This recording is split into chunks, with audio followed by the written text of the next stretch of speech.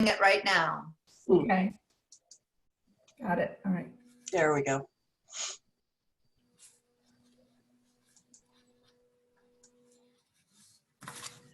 And a quick question for, how do I, oh yeah, the participant count is climbing rapidly. How do I see, I see when people are talking, it seems to be going to their camera, but when I'm talking, I don't see myself right now. So I just wanted to make sure my background and everything was okay. Click either your down arrow or your up arrow on the strip.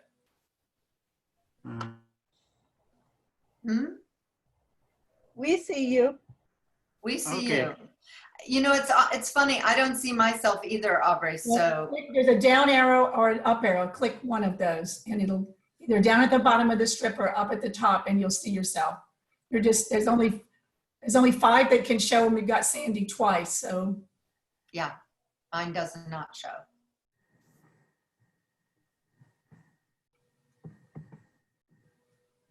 So we're up to 49. By the way, as of this morning, we had 92 registered. wonderful. And wonderful, excellent.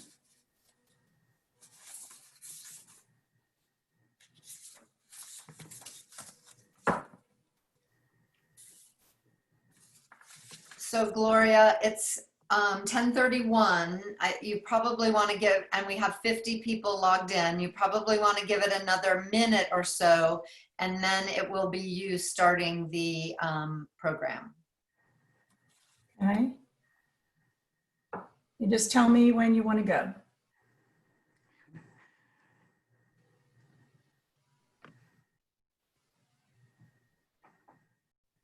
I still think we'll give it another minute. We're up to 53. Yeah, that's great. That's exciting. And I'm sorry, I still can't see myself, but I'll take it from you guys because you say you can see me. I mean, everything looks good, like my head's not off the screen or anything. No, we can see you.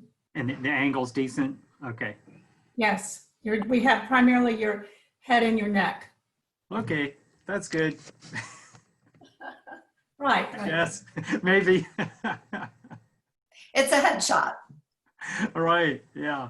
I've used Zoom a lot of times, but I've never used the webinar function. You know, I've just used like a Zoom meeting. And so, Yeah, well, neither have we. So yeah, Just a reminder, it's just- everyone can hear us right we're now. all learning Right. together. All righty, excitement. Well, I think it's great that you guys are doing this. It's wonderful.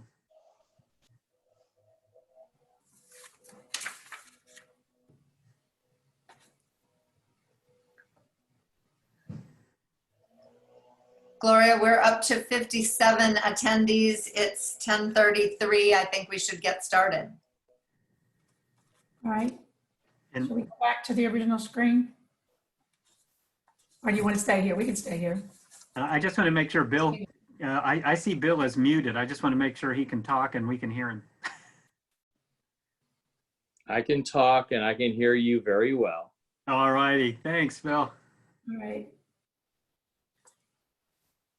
So we are at currently 65 or 66 and people are continuing to log in. So we're going to get started. Hello and welcome. I'm Gloria Picard and I'm one of the co-presidents of the League of Women Voters of Orange County. And I have with me my other co-president, Sandy Vidal. We're very excited about this, our very first Zoom webinar. So before we get going, we want to do a little bit of housekeeping about how this is going to work. As we said, this is our first and we're calling it Hot Topics at Home. And I can assure you we'll be doing more of these. But unlike a regular Zoom meeting, as an attendee, you will neither be seen on the screen nor heard because we've automatically muted everyone except our 2 guest speakers and Sandy and myself. So our speakers today are Bill Cowles and Aubrey Jewett, and a little more about them shortly. But let me just make some note that when you have questions, go back if you went to the screen, if you have questions, please use the chat button that is either at the top of your screen if you're on a smart device, like a mobile device, or at the bottom of your screen if you are on your computer. Select that chat button and you'll be able to type your questions in there. So let's all just quickly click on that chat button so we can see what we're talking about. So people are already typing questions in. And you'll see there that You can chat your questions and indicate, if there's a particular person you need that question to go to, such as our moderator, Aubrey, then you would indicate that. But if you have a technical question, kind of direct those to Sue, if you would. So the chat screen will be monitored by Sue and Barbara, and our questions will be fed to the speakers if necessary. Otherwise, they're going to be looking at them themselves. The presentation is being recorded, so you'll be able to view it later on our league's YouTube channel and our league's Facebook page. All comments and questions can be viewed by us, including those that you may choose to chat privately to another individual on the call with us today. So that's just a point of information that actually nothing in this is really private. So as we get started, let's begin the way we always begin, with our Pledge of Allegiance to the flag. So I'm going to start, and if you are at home and you can pledge with us, we'd appreciate that. I pledge allegiance to the flag of the United States of America, and to the republic for which it stands, for which it stands, one nation, under God, indivisible, indivisible, with with liberty and justice for all. for all. No, that kind of takes my breath away, actually, because the mission of the League of Women Voters is to empower voters in democracy. And our topic today is election security and accessibility in 2020. Voting is the very foundation of our democracy, and confidence in our elections is critical to the entire process. If citizens don't believe that their elections are secure, they hesitate to register and they don't vote. They develop an attitude of, what's the point? Why bother?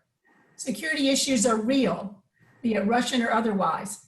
We know that in 2016, at least one county in Florida was a target of hacking. Today, even more issues impact our upcoming elections. For example, we're still concerned about the potential for hacking of registration data, votes cast, or results reported. Since the COVID-19 pandemic, since the COVID-19 pandemic, we are concerned about in-person voting health and safety for the voters and also for poll workers. We adopt a precinct at the League of Women Voters in Orange County each election. In fact, this year we're going to adopt 2. So if you are interested in being a poll worker with us, then please, in the chat tool, give us your name and your email. We are recruiting from the under age 65 individuals and those who do not have underlying health conditions for our own safety. The expansion and flexibility of early in-person voting and expansion of voting by mail is another issue related to this. And in fact, our League of Women Voters Orange County and the state of Florida have a very large comprehensive vote by mail campaign underway. We have questions, and our experts with us today will have answers. What resources are needed to accomplish a safe and secure election? What changes may need to be made to procedures? What are we doing in Florida, and especially in Orange County, to protect the integrity of our elections? While one of our guests, Val Demings, couldn't be with us today because she's busy in Washington, D.C. after the extreme crisis that has resulted from the George Floyd killing, we do have with us today one of our very strong and longtime friends, Bill Cowles. Bill is the Orange County Supervisor of Elections, and he was first elected in 1996, recently re-elected in 2016. He is active in several professional associations, and he is an elder at Quest Church and a board member of the Central Florida Boy Scout Council and a member of the UCF Public Administration Advisory Board, among other civic organizations. He's a friend of the League, and he's our go-to person for answers about voting. I can't tell you how many times I've had the privilege of hearing Bill speak, and I learned something new every single time. So this is a comprehensive issue and one that we do need to know more about.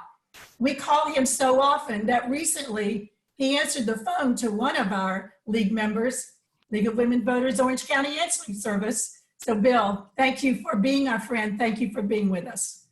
Another friend and contributor that we have at our events is Aubrey Jewett. He's a specialist in national, state, and local politics with an emphasis on Florida. Dr. Jewett has been an associate professor in the Department of Political Science at the University of Central Florida since 2001. He has a long list of academic publications on topics including the impact of the Voting Rights Act in Florida, legislative and congressional redistricting, and the importance of Florida in our presidential elections. So now I would like to turn this program over to our moderator and our interviewer, Aubrey Jewett. Aubrey, it's all yours. Okay, well, thank you, Gloria, and I'm so excited to be here, and it's really wonderful that the League is continuing with its terrific work online here since we can't get together in person. And Bill, it's great to be here with you. So let's get right to it because we have a lot of hot topics to talk about when it comes to elections. Bill, I think if we go back before the COVID pandemic and some of the other issues that have come up more recently, one of the original topics we were going to talk about was election security from hacking. That was a big deal. It's still a big deal, even though it's been knocked off the front pages. So what has been done and what can be done to make sure that our elections are secure from potential hacking from Russian hackers or other overseas or even domestic hackers? And, you know, specifically people are worried about hacking of registration, hacking of maybe the actual votes that are cast, maybe hacking after the fact that might mess up results reported, that sort of thing. So what can you tell us that your office and or the state or the feds are doing? Well, thank you, Aubrey, and good morning to all the members of the League. You know, since 2016, every elections office here in the state or across the country have been paying close attention. And we've done the things. We've updated our firewalls, we've expanded the monitoring systems and all. But to specifically, you know, this message is still the same as I've been preaching since then about voter registration. You can check your voter registration status at any time by going to the county elections office website to confirm that you're on there. Be assured that we have backups to the backups to the backups. I just left a meeting with our new vendor for our voter registration system, and they were re-emphasizing how they back up the statewide system every night. And we all have them put in different locations. So it's not just one single database, there are multiple databases to pull from. Obviously, when you go to check in at the polling place on election day, if your name is not found, we still have the fail-safe provisional ballot, and so that you still get to vote. And then once it's compared to the information here, it gets counted. And if your name can't be found, we talked about the provisional on that. And, you know, so there's ways of checking your voter registration and making sure it's there for election day. When it comes to voting itself, again, let's not overlook the fact that the best part about Florida since 2006, we vote on paper ballots. And so we proved it in the 2018 general election 3 times, the US Senate race, the governor's race, and the agricultural position. We could recount the paper and validate the election. So we have that in. Also, I think a lot of concern is about the fact that there are optical scans and our scanners are not connected to the internet. It's just a tabulation of the paper. And then at the end of the night, yes, we do modem, but the modems are to a secure portal here at our office. And the other part too is we print out a tape at the polls right before we modem. So we get a hard copy of what it was at the polls, and we compare that to what happens when they're modem in to us. And if we see any discrepancy, we can go back to do it. So we have all these safeguards in place to make sure that you'll be able to vote and you should be able to vote securely. All right, well, thanks, Bill. And originally we were going to spend a lot more time on those election security issues, but I think everyone agrees that particularly the COVID-19 pandemic has just brought up a bunch of issues about election security. So we're going to go ahead and move on to that. And we've got about 4 different topics to cover here under that category. And so I think the first thing would be this, a big overview, you know, what guidance or resources are supervisors of elections such as yourself in the State Association of Supervisors of Election, what guidance and resources are you looking for from either the state or the feds to be able to safely and securely hold this election? And in particular, some people may know this State Supervisor of Elections Association has written not just one, but actually 2 letters to the state requesting some guidance and some resources, et cetera, which you can talk about. And so what's been the response so far to that letter as of today, those letters, I guess? No response as of today from the governor's office. Now, backtracking, Florida's presidential preference primary was just before the virus really started taking effect in our state and in our county. And so we were able to get through that election. But the association put out a letter to the governor asking for some things that could be done depending on what the environment will be like in August and November. And some of that had to do with the potential to expand the number of days of early voting. It also included the fact that if you need to, because you can't get enough polling places, to be able to consolidate polling places. But the Florida election code says you have to have 1 polling place in every precinct. So we wanted to make sure that we were not have waiver on that. Also, with the league's interest in vote by mail, one of the things that we were asking for is a change in the date for mailing them out. But also, right now the law says you have to process them within 2 days. The concern was the large volume. Could we process that many requests? And so maybe do 3 days or more. So basically it was just to give counties options going forward to decide.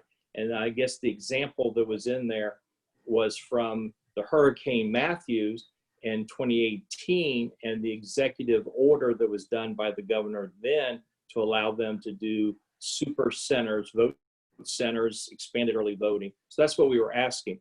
As of today, we have not gotten a response. And I think I'm one of those supervisors who are now believing that the governor probably is saying the state is in a recovery mode. And so maybe we don't need these provisions, but there has been no clarification on that. All right. And, related to that, in the letter to the governor, I know part of that letter also covered money from a federal grant, the CARE Act. So let's talk about that for a minute. What is in this CARE Act that was passed by the federal government? I believe it was about potentially $24 million for Florida. So in terms of the money, in terms of what that money might help the state do and what it might help you do. And finally, what's the sort of the status of that? Are we going to get it as a state and at the local level? That's another very good question. So the federal government did pass the CARE Act grant money for elections. Florida was allocated $20 million, but the state was required to do a $4 million match. And so the problem we have is, first off, the governor has not yet even signed the new budget that was passed by the legislature this session. And so they have not passed that. Second, it has to go to the Legislative Budget Commission to make any changes during the budget year, and it's not been presented to them. So the state has been struggling on how to get the $4 million match so they could draw down the $20 million. They finally did come up with some credits and other things to be able to notify the Elections Assistance Commission to bring down that $20 million. But as of today, there's been no indication other than every county will get $50,000 plus you'll get a certain amount for every voter, but they haven't told us how much that is. So I don't know what the total is. I still don't know whether it's a reimbursement or they're going to give us the money and we have to report how we spent it. We have heard nothing. And now we are rapidly approaching the first election, but I'm spending money out of my budget that I didn't have to prepare for protecting our voters and protecting our poll workers on election day. So this is another one of those things that's up in the air. I will say credit to County Mayor Jerry Demings, because the state also, or the federal government also gave Orange County $243 million, and he took and divided it up into categories, and he earmarked 10% of that money for municipalities and constitutional officers. So if I don't get enough money out of the state grant, I can go over to the county grant and get some funding to help us. So we've got a backup plan in play if that money doesn't come, or at least get the money back into my budget so I can pay the poll workers on election day in August. Well, that's great. And I did not know about the county response. So that's terrific to know. And then the next two questions, first, I want to talk about in-person voting issues. And then after that, we'll follow up with one more about the mail-in ballots. So let's talk about in-person voting. You know, there's some concern, obviously, in COVID. You know, we're reopening the state, but we still know that COVID-19 is out there. We're still been running over the past week, 1,000 new cases a day, more or less. So with that sort of as the preface, what can be done? What are you doing? What are people doing around the state to protect the health and safety of poll workers who will be interacting potentially with a lot of people? And of course, also to protect the voters themselves that might come in and still want to cast a ballot, you know, the old-fashioned way, to fill out one of those Scantrons and run it through the machine. Right. So basically, we built our budget and we're proceeding as if we're going to do the three methods of voting like we normally do, starting with election day. And at this point, we've checked with all polling places, and right now we're down to less than 15 sites are still questionable whether we can get in. So that's the good news, is in the community, the polling places are opening up and allowing us to use it for voting. Early voting, we have 18 early voting sites. Unfortunately, just today we got the turn down that Valencia College, Lake Nona, is not going to allow us back in, at least for the August one. So we're going to set up another early voting site someplace in the south end of the county. So we'll still have 18. So the early voting sites are still there. So when you talk about getting, protecting the poll workers and the voters when they come, and this is much that I've already talked with Mary on the Adopt a Precinct program, but first off, we are going to have an extensive amount of training for our poll workers in their poll worker training class, and there'll be stuff in their manuals. We're going to supply masks and gloves at the poll worker training and on election day for our poll workers. We're going to encourage voters with messages in their sample ballots telling them to bring whatever they want with them, but mainly masks. They can bring gloves with them as well. We have ordered plexiglass screens that will be in front of each of the check-in stations and with the help desk oath persons. And poll workers will learn how to put them together in front of them during poll worker training. So they start getting the feel for what it's like to work with that. So we have those coming. When you check in to vote at the polling place, we normally ask you for your driver's license, and we swipe the driver's license. But when we upgraded our tablets, we added a hand scanner. So now the poll workers will just tell the voter to hold it up, and they'll use the scanner. So there'll be no exchanging of documents with the voter on that. When it comes to signing on the screen, we've decided to go with, we're going to have boxes of Kleenex. And if somebody doesn't feel comfortable or they don't have a glove to touch the stylus, we're going to have Kleenex there, and you can use the Kleenex to hold the stylus and throw it away. We're going to have cleaning products so that we can keep the voting booths clean. One of the things we're going to do is poll workers know about the 50-foot piece of rope that is used to mark off the 150-foot no solicitation zone.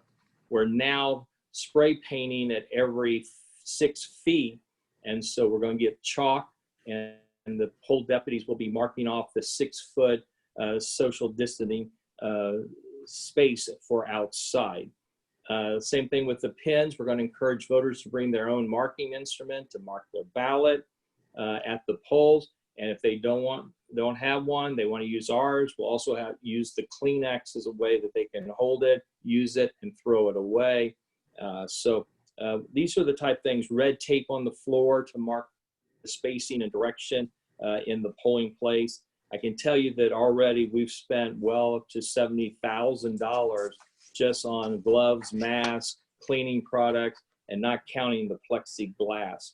And the last one that has been brought up with is very unique, is that instead of the same voter touching the same secrecy sleeve, the folder for their ballot, we're going to do paper secrecy sleeves, and they're going to have messages on there. Thank you for voting. See you in November. Don't forget you can vote by mail instead of coming to the polling place. And they can take the folder or the secrecy sleeve home with them. And so it's one person touching it. So those are a lot of the things that we've got already planned to help protect both the voter and the poll workers. Wow, that sounds like a really extensive list. That's terrific. Hey, a quick follow-up, because you mentioned bringing your own pen or marking implement. What kind of pen or marking implement actually works with those Scantron ballots? Does it have to be a certain kind, like a felt marker, or can it be like any ballpoint pen? It's pretty much any type of marking instrument. The caution would be with felt tip because of the bleed through, but for the primary election, it should be only a one-sided ballot. So we won't have that problem until November when you have stuff printed on the back. Super. All right, so I said this was a two-part question. So we talked about the in-person voting. So let's talk about not just early voting, but particularly vote by mail, which has become, was becoming a lot more popular in Florida over the last few elections anyway, even before the COVID pandemic. So what's being done to prepare for what we all expect will be an even bigger increase in vote by mail request and vote by mail return. So, I'm talking about the whole process, and I know you and I have talked about this actually pretty recently. I had some questions for you just privately, but from your office, you have to send them out.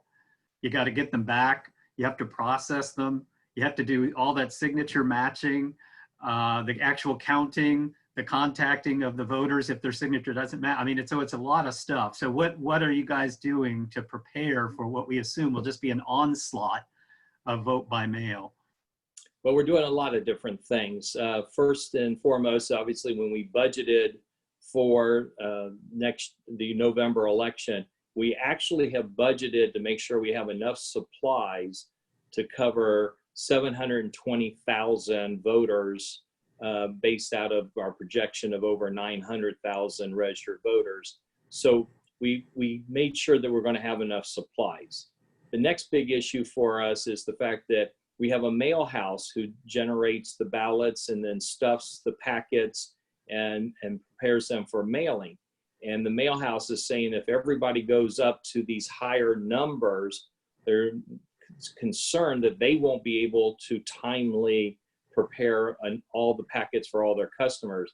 So we're even looking at now a backup plan of another company or getting our own inserters so that we can do volume preparation for the mail outs. So a lot of that's been into the supplies and then also into what's the backup to make sure that we are able to mail them out based on the first day we can mail them. We're mailing them on the 34th day prior to the election. And then we can also keep up with the daily requests for them. So that's on the outgoing. The other part that the league is very happy to know is that Orange County is one that pays for the return of the ballot so that the voter doesn't have to worry about the postage costs or how to get postage and all that. So that's another thing that's built into our budget for every election is the return of the ballots. One of the blessings from the 2018 recounts was that the Board of County Commissioners agreed, because I thought I would need more high-speed counters to do more recounts in the future. But now it looks like the 3 additional high-speed counters to give us a total of 8 will now be to help us process the volume of vote by mail ballots coming back. So from that, so we still have where the machine that receives them on the return does take the image of the signature, which is used to compare to the voter's record. But again, we're hiring more people and more workstations for people to do that so that we can stay ahead of it and still be able to have them all processed by the end of election day. And as a follow-up to that, if you can remind me in terms of Florida's rules and regulations for counting those, if I remember right, you are allowed, in Florida, you are allowed to count them. You just can't release the results until after 7 p.m. that night, but you can actually count them, right? So you don't have to wait till 7 p.m. to actually count, right? You know, that's one of those things I've been talking a lot about. There are 50 states, 50 set of different rules on how to do things. And luckily in Florida, we can start processing them through the high-speed tabulators 22 days prior to the election. So if you're working on them as they come in, then we don't have that backlog on elections. Recently we heard about the Pennsylvania elections, and actually in Pennsylvania, their law is the ballots are sent back to the polling place so the poll workers can open them and count them. But because of the pandemic, they changed it and they could start at 9 o'clock in the morning of election day. So those state laws are the ones that really take it out much further.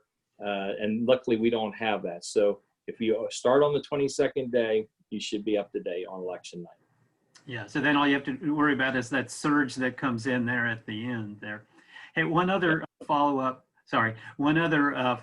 follow-up, you mentioned that in Orange County, you guys are doing postage paid envelopes. But I assume in the other 66, like with Seminole County where I live, I've been voting by mail. I'm almost positive I have to put a stamp. So in other words, a lot of other counties are not necessarily doing that in the state, although some may be. That's true. And there's also a statewide lawsuit, the Dream Fine defenders and the Nielsen combined lawsuit. And in there, the push is to make it statewide, and the push is to get the state to pay for it. I don't think that'll happen where the state will pay for it, but it may become where every county may be required by this ruling to do it, which does present a problem because in many cases, counties have already bought the envelopes for the whole year. And so those counties will have to go back and figure out how to put the indicia on there for the business reply. The other thing, Aubrey, we should mention, and this is a project that the league should take on. Why doesn't Florida have a permanent vote by mail status? In Florida, your request is only good for 2 election cycles, and then you have to renew it, and that's an issue. Interesting. Yeah, it would seem to make some sense that you could mark yourself default to please keep sending me mail ballots unless I let you know differently. That might make sense and be a lot easier for many people, I think.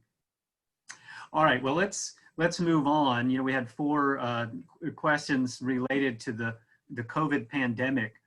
So I know a lot of people have been asking you, and because they've been asking me as well, about Amendment 4, the Felon Voting Restoration Rights Amendment. And of course, there's been lawsuits. You know, the legislature passed a law to implement that constitutional amendment, and even that law itself has been controversial, which is why there's been a lawsuit. And recently, we had the federal judge who's looking at that case make his, what we presume is his final ruling. That's being appealed, but at his level, he's made a final ruling.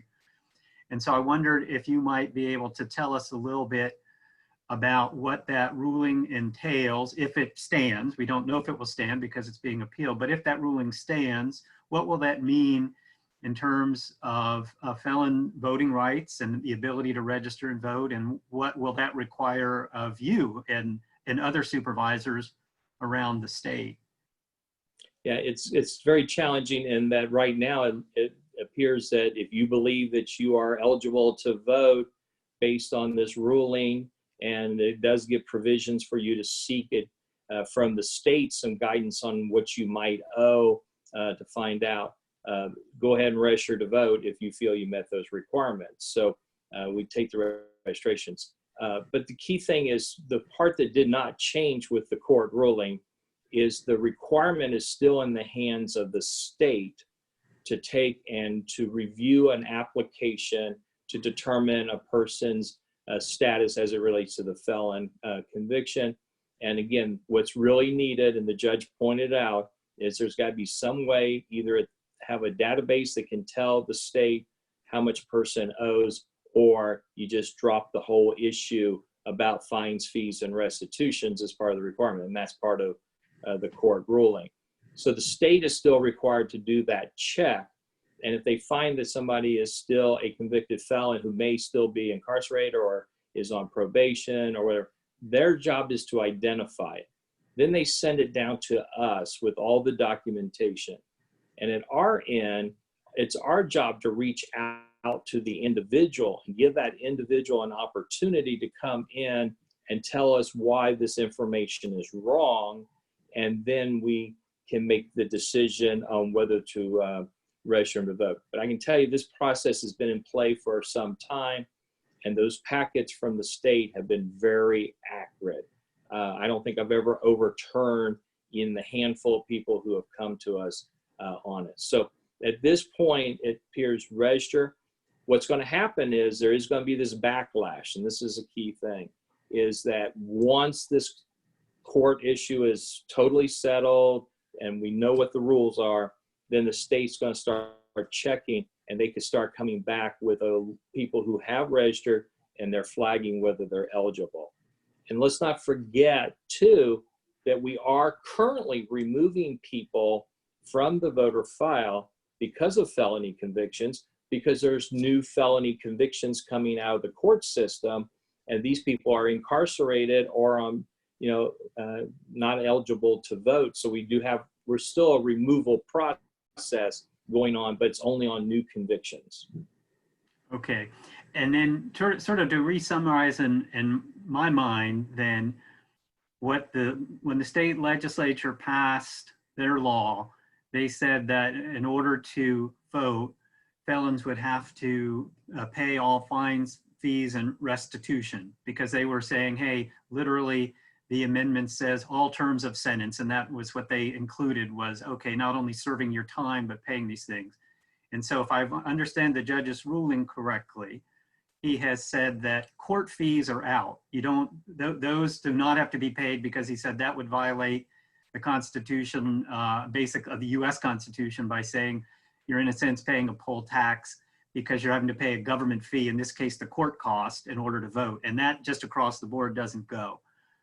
But on the fines and the restitution, he basically has said Florida is allowed to do that, except for if the felons are too poor to pay it. And so if they are too poor to pay it, then they can't be forced. That also would violate the law. So the felons that are too poor to pay those things can indeed vote. And I think I do remember reading one other part of his ruling. Specifically, he said that if a felon was assigned a public defender right from the beginning, that in itself is clear proof that they're too poor. So that's a category of people that can certainly claim the right to register and vote right off the bat. Again, assuming his order stays and is not overturned on appeal. Is that how you understand it? Yeah, exactly. And also he drafted from the bench 2 forms, one which was a way in which a person can contact the Division of Elections, and the division has 21 days to determine if they have any outstanding fines and fees. But as he heard in the whole trial, is that that's very hard to do, because depending on how far back it was, what the technology was, did the courts even document it and all that. So, but he did provide ways that they can reach out to the Division of Elections to do that. Those forms are posted on our website. Unfortunately, the division hasn't updated them because he didn't put all the who do you send it to and all that to it, but that is out there as well. So I think your summary is correct.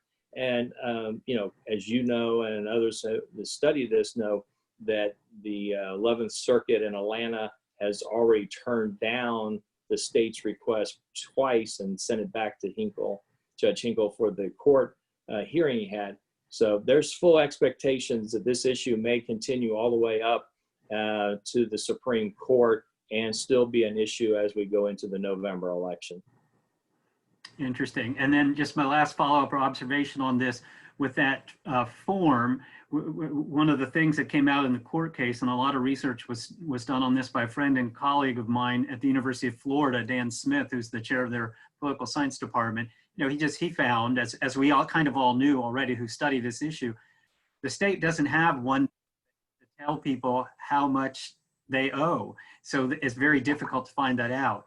You mentioned the form, so that a felon who's not sure if they owe the money, they can now, assuming the ruling holds, they can fill out the form, send it to the state. The state has 21 days. And I just wanted to add, my understanding is if the state does not respond after 21 days, the judges said, then the felon can presume that they are allowed to vote and they can legally go ahead and register. So that was my understanding. Is that also correct? He ruled in favor of the voter, very much. All right, great. Okay.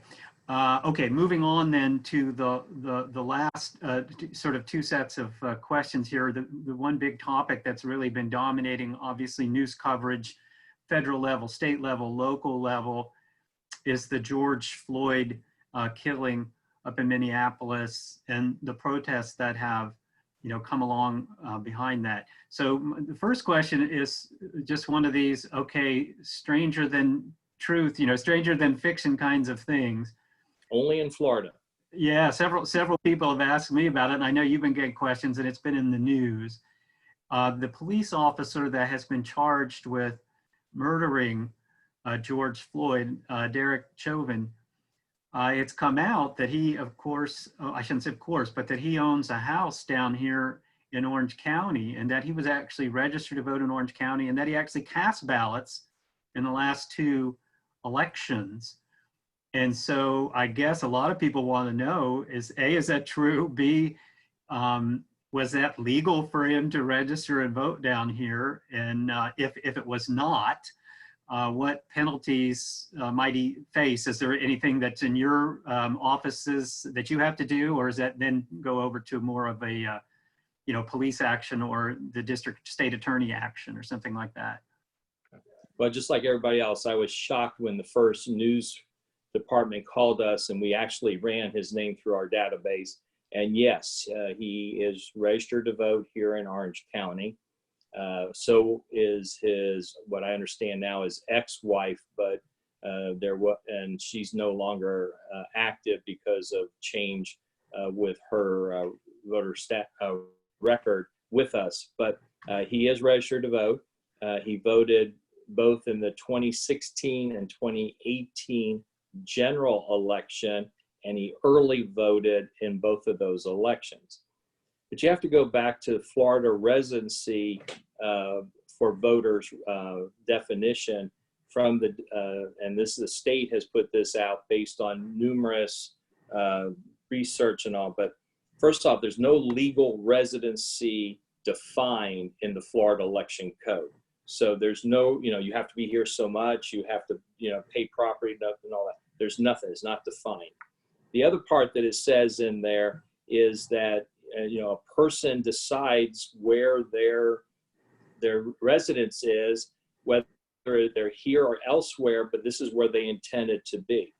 And so from that standpoint, he's registered. Obviously, there's no way for me to know what every voter, where they work and what they do. But from that standpoint, all indications from Minnesota, from the area up there, that he is not registered to vote there. And so from that standpoint, if he determines that this is his place of residency and there's no voting record up there for him, that's where it becomes the gray area. So if I were to be notified that he was a voter up there and had voted, then I don't have investigative powers by the statutes, but I would turn it over to the state attorney. And our state attorney put out a statement to the fact that if I turn over any credible information, she will then go through the process of prosecuting. So I think at this point, in this unique situation, we're just going to have to sit back and wait till his trial and what comes out of there, and then there might be a reason for removing him. They'll be pretty clear. Interesting.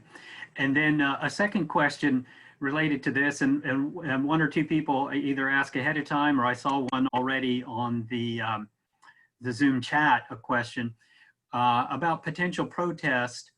And I'm going to widen that question and not just say protest, but also site monitors. Is it legal to protest at election sites?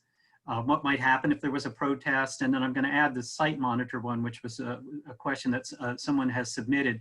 They had read that President Trump was, or his campaign was seeking to have, I can't remember the exact number, maybe 50,000 50,000 of site monitors, coming to presumably look and see what's going on. But the underlying thing would be maybe they're trying to intimidate or harass voters. So what, I guess the underlying question is, what's legal? Can people protest? Can they monitor? What can be done? And then what does your office do to help make sure that all voters feel safe and secure, that they can come still in person and vote without being intimidated or harassed, whether it be by protesters or by site monitors? And the two-part question, let me start first by poll watchers. Okay. And Florida law is very specific on who can be a poll watcher. Political parties, political committees, and candidates are allowed to submit names of registered voters to serve as a poll watcher. All right, so first off, they have to submit them. We have to verify that they're registered to vote. And then we give that list to the poll clerks at each of the voting locations. Only one person from each of those lists of submissions is allowed to be in the polling room on election day or during early voting. And the poll watcher can only speak to the poll clerk. They cannot speak to the voters at the polling place. They can only speak to the clerk about what's happening in the room. If they were to challenge a voter, again, we have that safety net, because then it would be them making a challenge. The voter gets to respond to the challenge. It all goes in a provisional envelope, and it comes back to the canvassing board to make the determination based on the voter registration information here, whether to count that ballot or not. So the voter's not going to be turned away without having cast a ballot. So that's the inside. And they have to wear a badge too, so that they are identified that they are a poll watcher, not a poll worker at the site. Outside, the 2019, the same legislation that had the Amendment 4 stuff in it, in there they made this change. Florida now has a 150-foot no solicitation zone from the entrance to the facility where the voting is happening. And so when a voter crosses that 150-foot mark, they are not to be talked to, harassed by anybody outside the 150-foot mark. What is very interesting is that the legislature said no property owner, no landlord, no management company can deny an individual up to that 150-foot mark. So churches can't have their own private rules and all.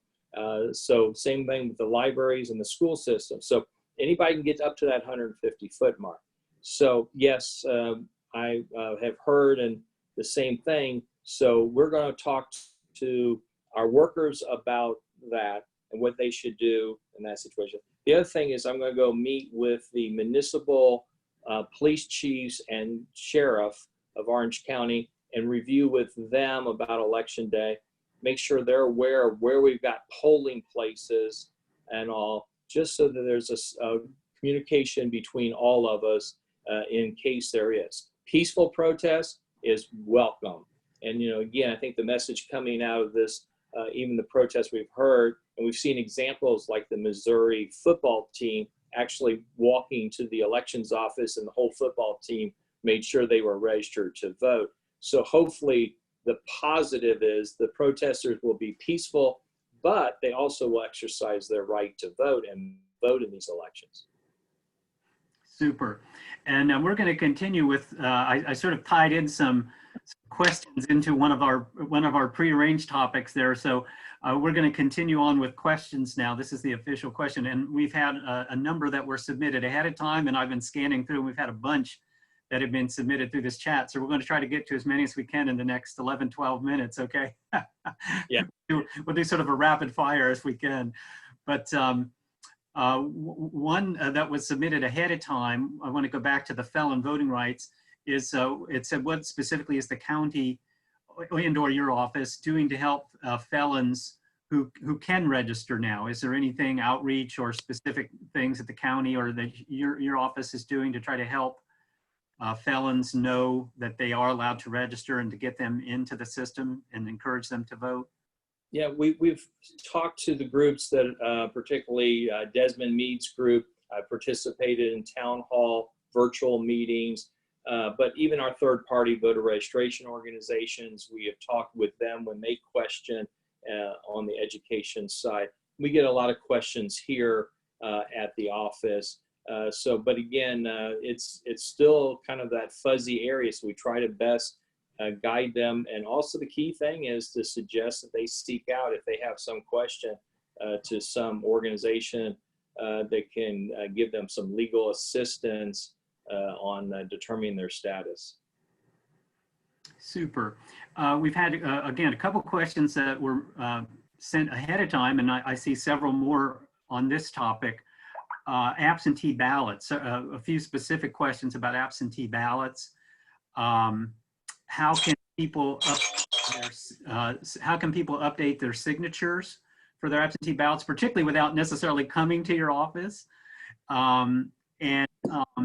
If someone's ballot is rejected, how will they be informed and what can they do about that? So we had a couple specific questions. But the signature update process, unfortunately, the Florida law says it has to be done on an official voter registration application. So you can go to our website, you can download the application, you can get it from any of the third-party groups, and you fill it out. And there's a box at the top that just says updating signature. You do that. And what the law changed is, as long as that is into us before you turn your ballot in, it's going to update your record. It used to be there was a little overlap that didn't work. So now you do it. So that's you have to do it on that paper form. So that's the key, and get it into us. The newest thing I've heard, and I think it's really good, I'm telling people, check your driver's license, and if your signature is different than your driver's license, then you better update your signature on it. And we know the signatures have changed, particularly because of identity theft, those signature pads, and people don't want the cashier or the waitress to know your signature, so you sign differently. So check your driver's license. If it's different than that, then you probably should update it with us and do it before you turn in your ballot. The other thing that the legislature did is they fixed the cure process. The cure process, first off, now is you have up until 2 days after the election to have that cure affidavit returned. And that was done because of the number of ballots that come in on the last couple of days, and to give those people a chance to correct theirs.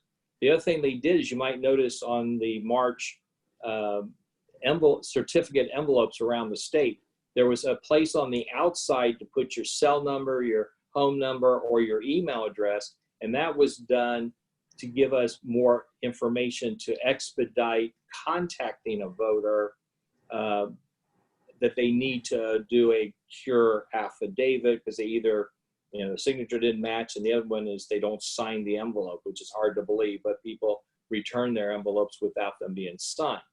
So now we don't have to depend on mailing it to the voter, and the voter doesn't have to mail it back to us. They can email it, fax it, hand deliver it to us. So there's a ways of curing it, but it has to be done by the second day after the election. And it's just amazing the number we contact and they still don't fill it out and complete it. All right, interesting. And then some more questions that have come in on the chat function. A couple specific things. How can you apply to work at the polls? Someone wanted to know. And then the same person asked about a specific precinct. The Herndon Library branch is now permanently closed. Where will voters who normally vote there go if they want to vote in person? So how can they want to help, so how can they apply to work at the polls? And then their specific question about the Herndon Library branch. Yeah, two things there. First off, on being a poll worker, I think at the beginning, Gloria made the push and the call that if you want to be on the Adopt a Precinct board for the league, go ahead on the chat thing, send your name and your contact information in so that they can contact you about doing that. Otherwise, you can call the elections office and set up. We normally have orientations for new poll workers, but because of the virus, we're not holding physical meetings, but we're doing over the phone PowerPoint presentations to potential voters who want to be poll workers. So feel free to call here for that. Yes, Herndon Library is closing. We've known that the lease was up and a couple of times. That's why we moved early voting out of there over to the Mark Street Senior Center back in 2018. And then we put a polling place in there. But if anybody lives in the Baldwin Park area and you know a facility that would love to host us, call us and let us know, because that is one of those 15 or so sites that we're going to have to find a replacement for. But we will have one by the time we send out the sample ballots, and we'll have to send voters a new voter ID card with their polling place assignment on it. Sort of related to those questions, still on mail ballots, I had a couple questions that said, could league members or volunteers help with like stuffing mail-in ballot? You talked about you have a company that does it professionally, but you may need to get backup help, either another company or some other way. So I guess some people would like to know, can we all come in and sit 6 feet apart with our mask and help you stuff ballots? Is that legal? Is that possible? If it comes down to that is the backup method that we need, we'll make a call for help. Okay, so right now you're still thinking of one of the things that may be advantage of this CARE Act grant is that we may be able to get the front end to go with our Pitney Bowes sorter. We right now have the sorter that does the capturing of the signature, stamps the date your ballot is returned, and sorts it down to your precinct. So there is a front component, which is an inserter, and so we may be able to get the inserter using this grant money. So we'll see, but I'll take that under consideration if we get to that point. Thank you so much, Bill and Aubrey. We really appreciate you trying to answer as many questions as possible and giving us such great information. I do want to point everybody on the call to our website, the League of Women Voters of Orange County. It's lwoc.org. And there is a voter info page with lots of information, including a lot of frequently asked questions. There's links directly to the Supervisor of Elections site and also to the Florida registration site. So spend a little bit of time looking at that. We also want to encourage everybody to get the word out about vote by mail as we still continue to have COVID in our midst, and just want to make sure that everybody is as safe as possible in doing their votes. A couple other little announcements. The next Hot Topics will be on July 8th, and that will also be a Hot Topics at home. We don't normally do the Hot Topics in July, but we will be doing it this month, and that will be on judicial candidates. We will also have a State of Attorney Forum on Facebook on June 11th. We will have a Central Florida Water, the History of Conserve 2 with Charlie Gray on June 25th. And if you want to be part of our Vote by Mail campaign, please reach out to us directly. You can reach out to either me or Gloria, and we'll be happy to get you connected with the group.